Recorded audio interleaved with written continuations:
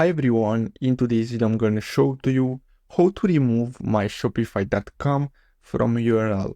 So the first step is to simply go to your settings and basically you have to simply go to domains. You'll have to scroll down and go to domains. So in order to remove that from your URL, you'll have to simply connect a domain name. So as you can see, I have this one here which is free, and as you can see, this domain has my Shopify.com in it, so it doesn't look professional at all. So as you can see, you have two options. So you have the first option is to buy a new domain, and the second one is to connect existing domain.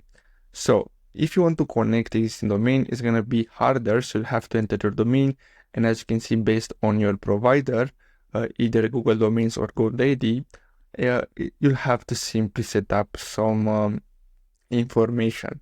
Now, the easiest way is to simply click on buy new domain and the fastest one. And here you have to simply search for the domain that you want to buy.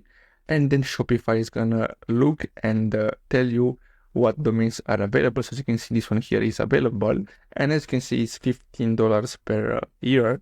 And if you scroll down, you can see more options depending on what do you want, what domain. So as you can see, you have .net, .store, .shop, and as you can see, some of them cost more and some of them are cheaper. So as you can see, you can look up to 10 domains, so you can look for more and more. And as you can see, they have different prices.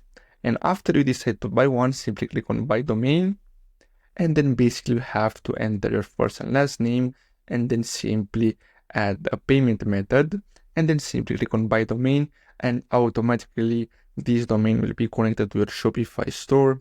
And basically this is the only way to get rid of this my Shopify.com in your URL.